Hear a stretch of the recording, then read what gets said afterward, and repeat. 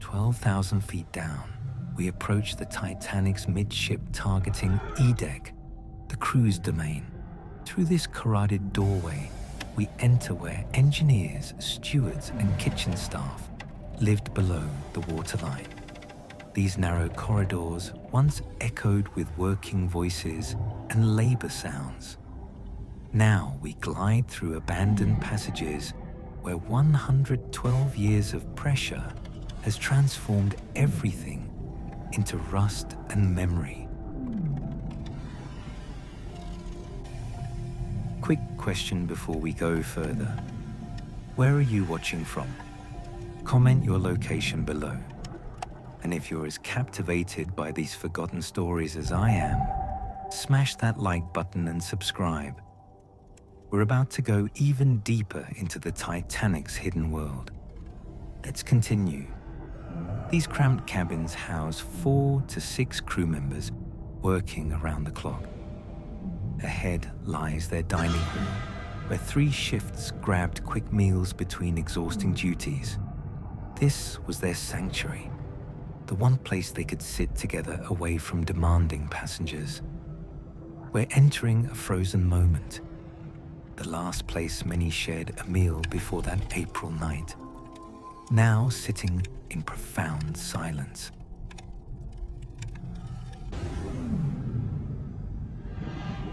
This hall seated over 200 crew members at once. Stewards, coal-blackened stokers, kitchen staff on break. These columns supported first-class staterooms directly above. The crew ate beneath luxury they'd never experienced. Through those pass-through windows, galley workers served simple, hearty meals. Stews, bread, coffee, fuel for men burning thousands of calories per shift.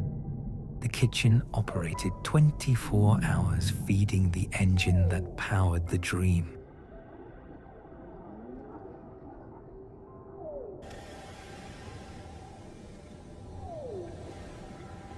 We've entered the galley, the industrial heart where meals emerged around the clock. This massive stove cooked for hundreds per sitting, 3 times per shift, every day. These scattered artifacts tell intimate stories. A fork held during a last meal before boat stations, cups drained of coffee that fueled men who kept steam up until the very end. From here, we see the operation's full scale.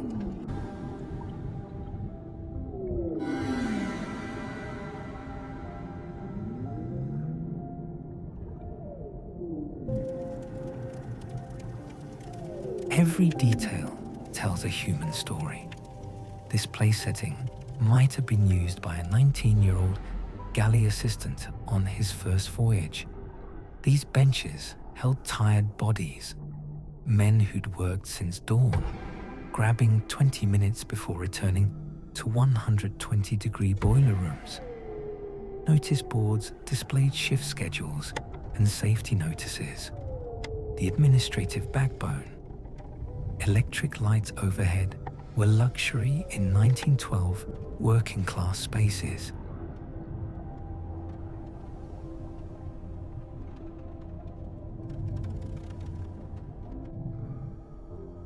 The floor itself is a map.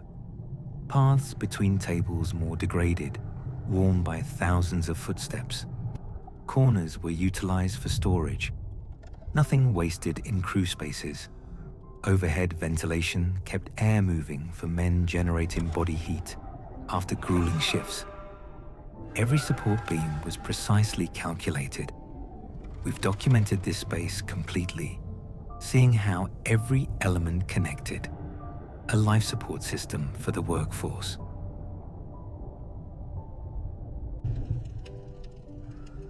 That could be someone's pocket watch, carried through the doorway for the last time on April 14th, 1912. These name badges gave crew their only identity aboard ship. This serving ladle fed hungry men efficiently, professionally.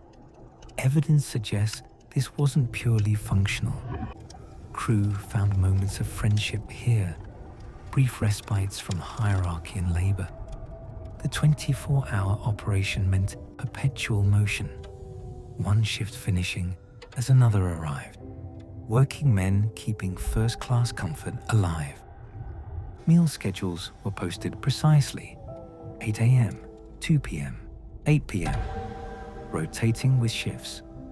Emergency life vests were stored nearby, though most crew wouldn't reach them in time. Notice how close we are to engine rooms. Men 8 steps from where they worked. Even here, hierarchy persisted. Senior crew possibly had preferred seating. Some artifacts might be from April 14th evening. The last meal before collision transformed dining hall to tomb. Directly above us are first-class staterooms where passengers slept on fine linens, unaware of men eating below. The bulkhead here was part of the watertight system, supposed to make her unsinkable. Below, even more crew quarters extended downward, a vertical worker city.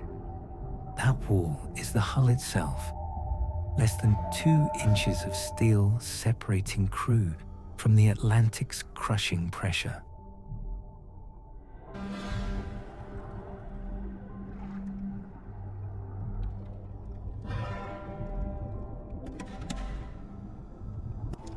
These plumbing lines brought fresh water, part of a sophisticated system throughout the ship. Electrical conduits powered the lights, cutting-edge 1912 technology. Coal bunkers were nearby, fuel-feeding boilers generating steam, powering turbines, turning propellers. Boiler rooms were just beyond these walls. Intense heat, deafening noise, the beating heart. This dining hall was woven into a complete organism. Water, electricity, fuel, power, all flowing through the vessel's veins. These rusticles are living organisms, bacteria consuming the Titanic's iron, converting it into rust stalactites that will eventually collapse. The ceiling has failed in sections, revealing construction layers. The floor is penetrated in multiple areas, opening views to F-deck below. At the molecular level, the metal itself is failing. Bacterial colonies now own this space. Different species competing for territory through color variations. Paint layers tell maintenance history. White Star Line kept the ship immaculate, repainting crew spaces regularly. The hull metal has lost perhaps 30 to 40% of original thickness, corroded from both sides. Sediment has accumulated unevenly. Patterns show how water moves through the wreck. Everything organic is gone. Wood tables, fabric, leather, food, human remains, all consumed decades ago. What we're documenting now won't exist in another decade.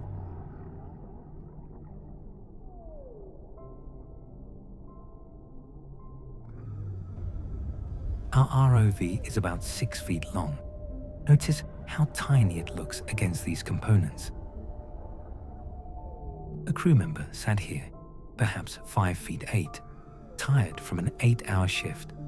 This single table seated a dozen men, all absolutely essential, none wealthy. The entire hall accommodated over 200 crew per sitting, roughly 600 meals served daily. By 1912 standards, this was enlightened. The Titanic gave her workers chairs, tables, hot meals, dignity.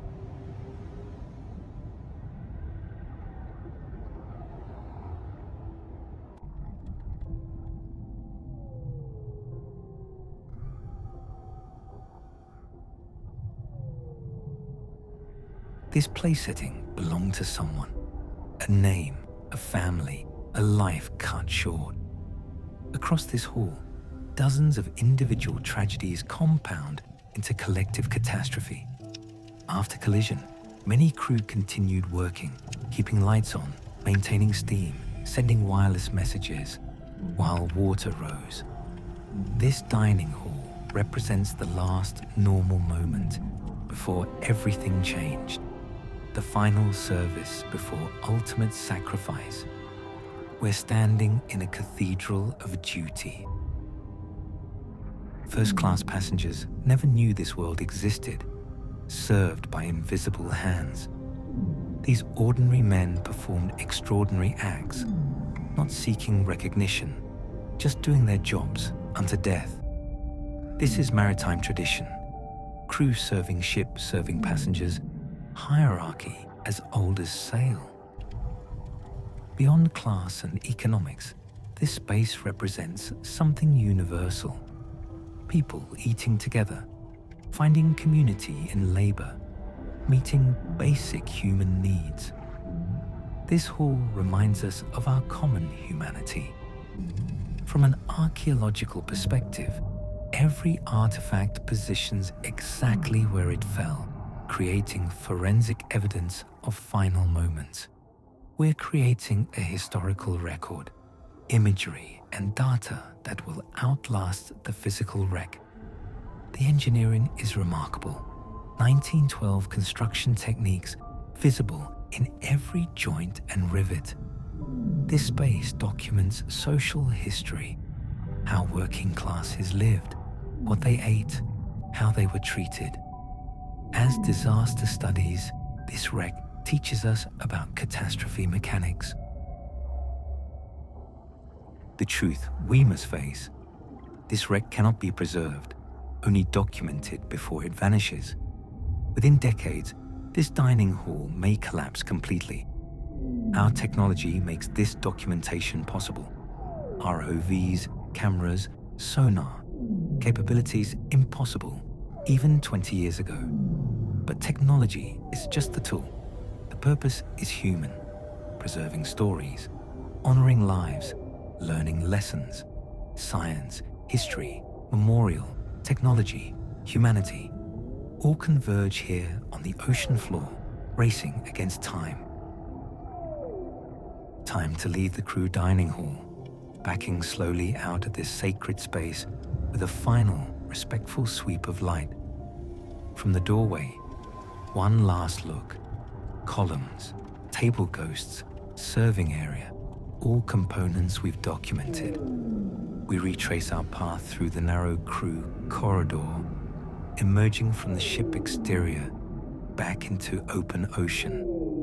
Released from confinement, from history's weight, from contained tragedy. We pass through depth layers, sediment thinning, water clearing, pressure decreasing.